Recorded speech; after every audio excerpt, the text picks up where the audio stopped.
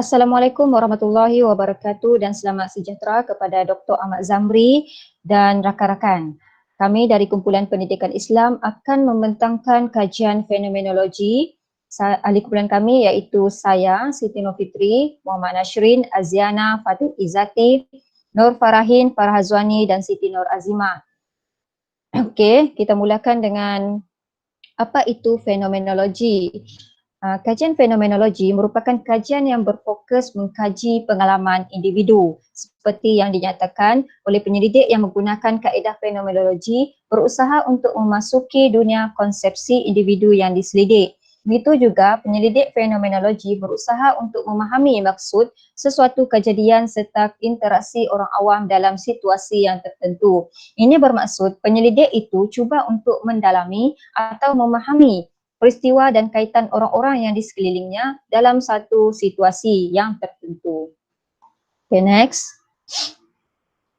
Fenomenologi adalah ilmu yang berorientasi untuk mendapatkan penjelasan tentang sesuatu realiti, peristiwa atau pengalaman. Ia juga menekankan kajian bagaimana pengalaman harian mempengaruhi dan membentuk perlakuan manusia, iaitu mengkaji pengalaman hidup individu dalam sesuatu fenomena. Bagaimana manusia mentafsir dan memberi makna terhadap perkara atau peristiwa yang mereka alami dan lalui dalam kehidupan mereka sehari-hari. Pengkaji seharusnya meletakkan diri mereka dalam situasi individu tersebut untuk lebih memahami tentang sesuatu fenomena ataupun peristiwa. Yang seterusnya, matlamat pendekatan fenomenologi adalah untuk memahami subjek kajian melalui pandangan atau perspektif mereka. Fenomena mungkin merupakan sesuatu peristiwa, situasi ataupun pengalaman. Next. Terdapat 5 ciri kajian fenomenologi. Yang pertama, mengenal pasti pengalaman yang dikongsi, iaitu pengkaji cuba mencari seorang ataupun lebih yang mempunyai pengalaman yang sama. Yang kedua, mencari pengalaman yang bersifat universal, iaitu bersifat sejagat. Yang ketiga, mengenal pasti pengalaman yang dikongsi antara pelbagai individu yang mengalami fenomena yang sama, seperti yang pertama tadi, iaitu mengkaji beberapa individu yang mengalami pengalaman yang sama. Yang keempat, mencari intipati daripada pengalaman. Yang kelima, membuat catatan berkaitan pengalaman yang mereka alami. Seterusnya, terdapat 5 step kajian fenomenologi. Yang pertama, mencerita dan berkongsi pengalaman tentang peristiwa. Yang kedua, mengubah pengalaman hidup menjadi pengalaman yang akan dipersetujui. Yang ketiga, kodkan data, kemudian masukkan ke dalam bentuk bertulis dan membuat pengesahan data. Dan terakhir sekali, buat penggabungan bagi semua maklumat untuk didokumenkan. Seterusnya, rakan saya Aziana akan membentangkan slide yang seterusnya. Sekarang kita akan beralih kepada objektif kajian pula. Okey, macam mana kita nak tulis objektif kajian untuk kajian fenomenologi? Okey, yang kita tahu objektif kajian yang pertama menentukan hala tuju kajian. Okey, ini kita semua tahulah. Objektif kajian ini ialah untuk kita tahu, pembaca tahu apa itu tujuan kajian tersebut. Yang kedua, objektif kajian mestilah lengkap, ringkas dan khusus. Okay, yang ketiga, objektif kajian dibina berdasarkan pernyataan masalah. Yang keempat, objektif kajian bagi kajian fenomenologi mengandungi kata kerja yang bersifat penerokaan, iaitu exploratory verb. Okay, exploratory verb ni saya akan jelaskan pada slide yang seterusnya. Okay, yang terakhir, ayat objektif menggambarkan penerokaan ke arah memahami sesuatu fenomena. Okay, ini kita semua tahu sebab kita sedang melakukan kajian fenomenologi. Tetapi kajian fenomenologi ini adalah tertumpu kepada pengalaman atau fenomena terhadap seseorang atau individu. Okay, seterusnya.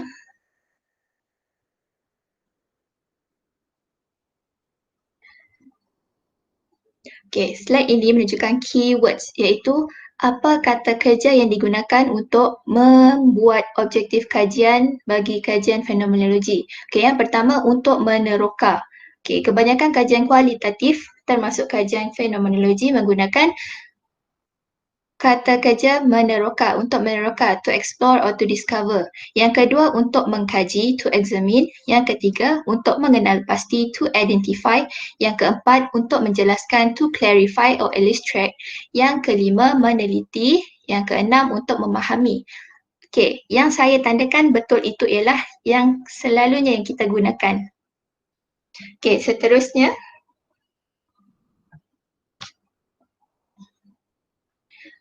Paparan slide ini menunjukkan contoh bagaimana untuk kita membina objektif kajian. Okey, jika dilihat dalam kotak tersebut, saya mengambil contoh daripada buku John Creswell 2014 iaitu Research Design Qualitative, Quantitative and Mixed Methods Approaches. Okey, kalau kita tengok ada kata kunci yang berwarna merah menuju kepada kata kerja, yang berwarna biru fenomena, peristiwa atau pengalaman, yang berwarna hijau peserta kajian atau individu, dan yang warna biru yang terakhir adalah lokasi kajian. Okay, kita tengok pada contoh yang pertama. Untuk mengkaji, kita menggunakan kata kerja. Okay, kesan pandemik COVID-19. Pandemik COVID-19 ialah satu fenomena yang tengah berlaku sekarang, yang kita tengah alami terhadap pembelajaran. Pembelajaran siapa? Siapa individu tu? Murid sekolah rendah di mana lokasi kajian? Di pedalaman Sarawak. Yang kedua, untuk meneroka kata kerja. Fenomena aplikasi TikTok dalam kalangan remaja di Malaysia. Boleh tengok persamaan warna kepada yang kata kunci atas tu. Seterusnya, pembentang seterusnya. Okey, seterusnya ialah cara persampelan. Seperti yang kita tahu, untuk memulakan suatu kajian, kita perlu memilih sampel dahulu. Sampel diambil daripada populasi. Maksud populasi ialah satu set lengkap semua kumpulan manusia, nombor, komuniti, bakteria dan sebagainya yang memenuhi spesifikasi. Seterusnya, sampel bermaksud sebahagian daripada populasi tanpa mengambil kira sama ada ia dapat mewakili populasi ataupun sebaliknya. Kita boleh tengok contoh dalam gambar tersebut, population banyak, ramai, dan sampel diambil sebahagian daripada populasi. Dalam jadual di sebelah tu, kita boleh tengok macam mana berapa jumlah sampel yang boleh diambil daripada satu-satu populasi. Kita boleh menggunakan kaedah persampelan tidak rawak, persampelan kota, persampelan bertujuan dan persampelan snowball. Okey, persampelan kota, populasi dibahagikan kepada beberapa kumpulan atau strata yang berdasarkan kepada sifat-sifat seperti pendapatan, umur, ras dan jantina. Maksudnya di sini, penyelidik menentukan strata yang sesuai dengan kajian. Penyelidik menentukan kuota bagi setiap strata seimbang dengan perwakilan. Kaedah ini dia agak jimat dan mudah ditadbir, di mana populasi dibahagikan kepada beberapa kategori melalui kaedah temu bual. Seterusnya ialah persampelan bertujuan. Persampelan ini memberi tumpuan kepada ciri-ciri tertentu dan sesuai dengan fokus penyelidikan yang ingin dilakukan. Tidak semua kajian lain dalam populasi dipilih oleh pengkaji sebagai responden. Yang ni persampelan adalah bias. Persampelan bias bermaksud sampel yang dipilih mempunyai ciri-ciri tertentu yang telah ditetapkan oleh pengkaji saja. Yang ni adalah contoh. Table saya peroleh daripada buku Creswell juga. Types of purposeful sampling, persampelan snowball. Okey, persampelan snowball ini agak mudah. Responden kajian diminta untuk mencadangkan subjek lain yang mempunyai ciri-ciri yang sesuai untuk kajian. Maksudnya pengkaji hanya akan pilih seorang, kemudian yang seorang ataupun beberapa, dan kemudian yang responden ini akan memilih mencadangkan subjek lain. Sampel bermula kecil tetapi bola salji menjadi sampel yang lebih besar melalui penyelidikan. Sebagai contoh, jika kita nak mengkaji fenomena murid yang merokok di sekolah, kita dapat ambil seorang atau dua orang yang merokok, kemudian kita tanya kepada dia siapa lagi rakan-rakan yang terlibat. Dari situ kita akan dapat jumlah responden kajian yang diperlukanlah untuk kajian. Okey, seterusnya kita beralih kepada pembentang seterusnya. Dalam kaedah fenomenologi, terdapat instrumen temu bual mendalam bagi mendapatkan data dalam kajian. Dan bagi instrumen temu bual mendalam, penemu ramah menjalankan temu bual yang terperinci berdasarkan garis panduan yang ditetapkan. Garis panduan tersebut bolehlah melalui kajian-kajian rintis dan juga panduan-panduan melalui teori-teori terdahulu. Apa yang disebutkan oleh responden merupakan data penting bagi kajian. Setiap kata dicatatkan kata demi kata. Pengkaji boleh memperoleh kefahaman yang meluas dan sempurna dengan cara mendalami sebuah topik tertentu. Antara ciri-ciri temu bual mendalam ialah responden yang lebih kecil digunakan, pemerhatian yang lebih lama tentang respon yang diberikan, pengkaji boleh memberikan keterangan yang terperinci tentang sebab di sebalik jawapan responden. Next. Ciri-ciri lain dalam temu bual mendalam ialah temu bual mendalam bersifat lebih luas, terbuka, ada yang berstruktur, ada yang tidak berstruktur ataupun separuh berstruktur dan tidak semuanya bersifat tetap. Isinya ialah pertemuan berulang kali. Kalau nak mendalam, berulang-ulang kali dibuat secara langsung antara pengkaji dan subjek pengkaji. Tujuan utama temu bual mendalam ini adalah untuk memahami pandangan subjek pengkajian tentang kehidupan, pengalaman atau situasi subjek pengkajian, iaitu responden itu tadi. Dalam merekod dan menilai data temu bual, terdapat 3 cara, iaitu yang pertama, boleh merakam temu bual dengan menggunakan pita rakaman ataupun mana-mana peranti seperti telefon bimbit. Yang kedua, mengambil nota lapangan semasa sesi temu bual, menulis seberapa banyak maklumat temu bual yang dapat diingat sebaik sahaja selesai menemu bual. Semua jawapan informan hendaklah direkodkan sama ada melalui buku nota catatan lapangan atau melalui pita rakaman yang telah dirakamkan tadi yang kemudiannya akan ditranskripkan. Okay, Assalamualaikum warahmatullahi wabarakatuh. Saya Fatih Izzati binti Muhammad Tahir akan meneruskan pembentangan kedua berkaitan dengan instrumen kedua yang digunakan dalam kaedah kajian reka bentuk fenomenologi, iaitu instrumen pemerhatian. Kebiasaannya pemerhatian ini dijalankan apabila situasi temu bual itu berlaku. So bila temu bual itu berlaku, maka di situ penyelidik juga akan memerhatikan setiap tingkah laku responden tersebut dengan secara lebih mendalam. Menurut KINDA 1981, pemerhatian dianggap sebagai instrumen ataupun alat kajian apabila yang pertama digunakan untuk mencapai tujuan dan objektif kajian. Yang kedua digunakan bagi menjawab persoalan kajian. Yang ketiga dirancang dengan rapi. Yang keempat direkod secara sistematik. Dan yang kelima diperiksa serta dikawal kesahan dan kebolehpercayaan. Next. Tujuan pemerhatian menurut Nur bin Muhammad Taib 2000 menjelaskan pemerhatian dilakukan bertujuan untuk mengumpul data-data non-verbal bagi meneliti situasi atau kejadian sebenar di samping memikirkan secara kritikal terhadap tingkah laku informan. Tujuan pemerhatian yang pertama adalah mengkaji interaksi yang kompleks dalam latar sosial yang sebenar. Yang kedua, merekod perlakuan sebenar mengenai siapa, apa, mengapa, kenapa dan bagaimana ia berlaku. Yang ketiga, menyaksikan sendiri secara nyata terhadap sesuatu perkara ataupun peristiwa secara langsung dan menggunakan pengetahuan, pengalaman dan kepakaran dalam membuat interpretasi tentang apa yang diperhati.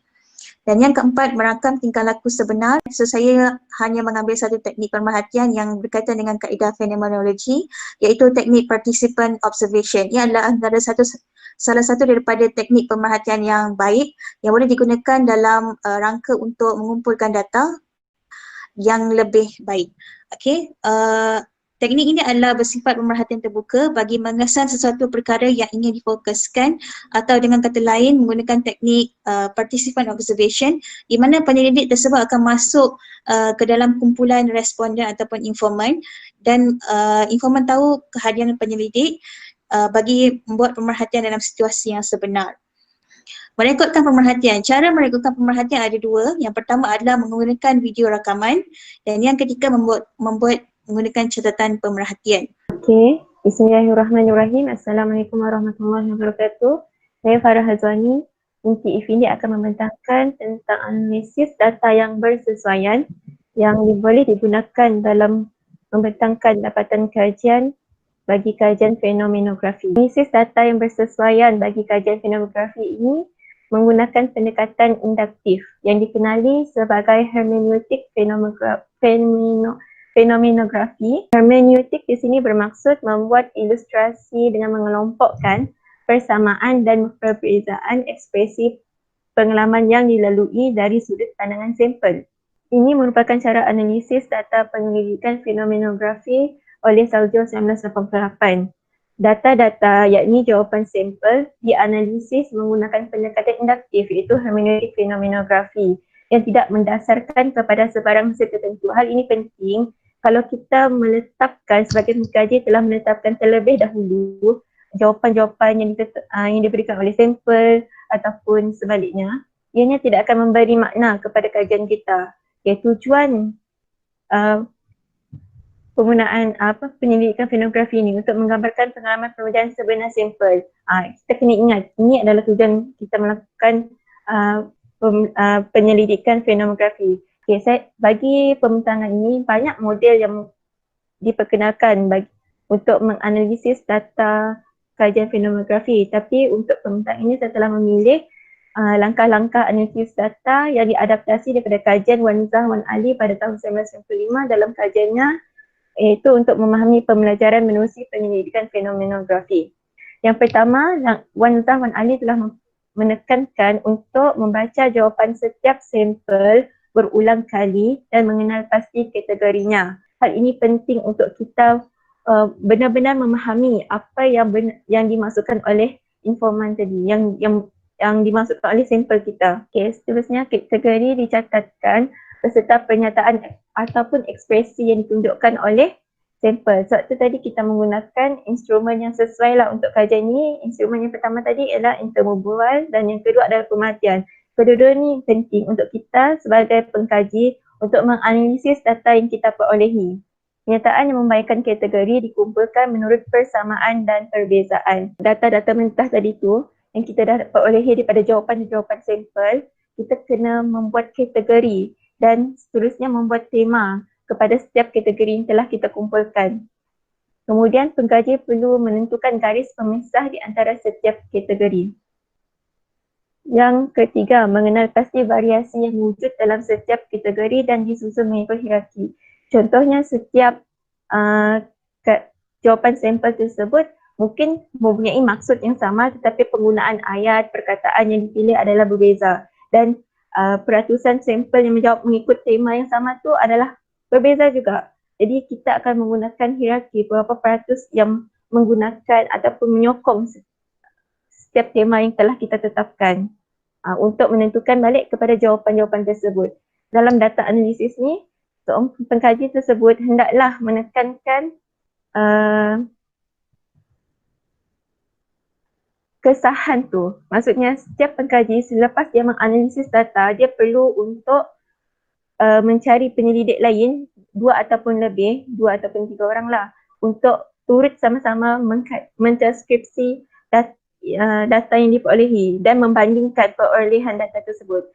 Sekiranya data yang diperolehi oleh setiap pengkaji itu menunjukkan perkara yang sama, analisis data yang sama, maka jawapan data analisis tersebut boleh diterima. Itu sahaja dari saya. Saya teruskan dengan pembentang yang seterusnya. An explainer on phenomenology. At its most basic, phenomenology is the study of lived experience. As its name suggests, phenomenology is concerned with the study of phenomena that arise from the experience of being in the world. Assalamualaikum. Apa yang boleh disimpulkan dari video tersebut tadi ialah fenomenologi merupakan suatu kajian tentang pengalaman dalam kehidupan ini. Definisi fenomenologi ialah kajian tentang fenomena yang berasal daripada pengalaman hidup di muka bumi ini. Seorang tokoh pada awal abad ke-20 iaitu Edmund Husserl pernah menyatakan pendapat beliau di dalam kajian tentang fenomenologi ini, iaitu fenomenologi ini adalah hasil pecahan daripada sistem Cartesian yang menjurus kepada adanya perbezaan dalam outer reality dan individual experience of reality. Dengan erti kata lain, fenomenologi dilakukan untuk memahami kehidupan luar. Hal ini demikian kerana fenomena yang berlaku adalah diinterpretasi oleh kesedaran manusia itu sendiri. Realiti dan kesedaran manusia adalah saling berhubung kait di mana ianya akan terhasil dari pemahaman manusia itu sendiri. Seterusnya kita akan melihat contoh-contoh artikel yang ada menggunakan kaedah fenomenologi dalam penulisan mereka. Ini adalah semua rujukan yang kami gunakan dalam penulisan fenomenologi ini. Dengan ini maka berakhirlah pembentangan kami tentang kajian fenomenologi. Sekian, terima kasih.